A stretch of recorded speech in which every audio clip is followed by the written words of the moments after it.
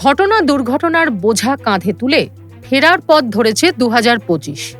বছর শেষের সাল তামামিতে ধরা রইল সারা বছরের দাগ কেটে যাওয়ার মতো ঘটনা প্রবাহ। পহেলগাঁও হামলা। 2025-এর 22 এপ্রিল ভয়ঙ্কর সন্ত্রাসবাদী হামলা কাশ্মীরের পহেলগাঁওয়ে। সাম্প্রতিক অতীতের সবচেয়ে ভয়ঙ্কর সন্ত্রাসবাদী হামলায় নিহত 26 নিরীহ নাগরিক, প্রাণ গেল এ রাজ্যের 3 বাসিন্দারও।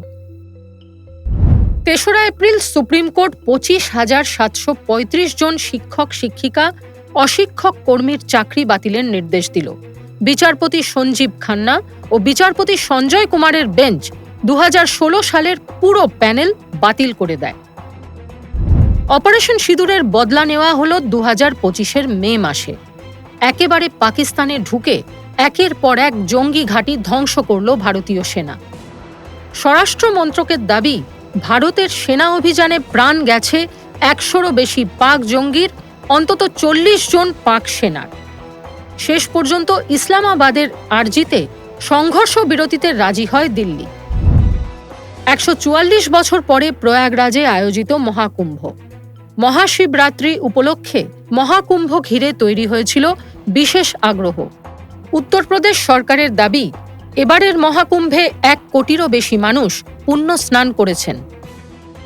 উন্মাদনা এতটাই বেশি ছিল যে পদপিষ্ট হয়ে প্রাণ যায় অন্তত 50 জনের, যদিও বেসরকারি হিসাব বলছে সংখ্যাটা আরও অনেক বেশি। 11 জুন 2025 ভেঙে পড়ল আহমেদাবাদ থেকে লন্ডনগামী এয়ার ইন্ডিয়ার বোয়িং বিমান। আকাশে ওড়ার কয়েক সেকেন্ড পর স্থানীয় মেডিকেল কলেজের উপর আছড়ে পড়ে বিমানটি। মৃত্যু হয় 260 জন যাত্রীর। এয়ারক্রাফট অ্যাক্সিডেন্ট ইনভেস্টিগেশন ব্যুরোর রিপোর্টে জানা যায়, বিমান ওড়ার সময় গতি নেওয়ার পর জ্বালানি সরবরাহ বন্ধ হয়ে যাওয়াতেই দুর্ঘটনা। 22 ও 23 সেপ্টেম্বর 2025 জলে ডুবেছিল কলকাতা। রেকর্ড পরিমাণ 247.5 মিলিমিটার বৃষ্টি হয়েছিল সেদিন। রাত ভোর প্রবল বৃষ্টিতে বিপর্যস্ত হয়ে পড়ে শহর।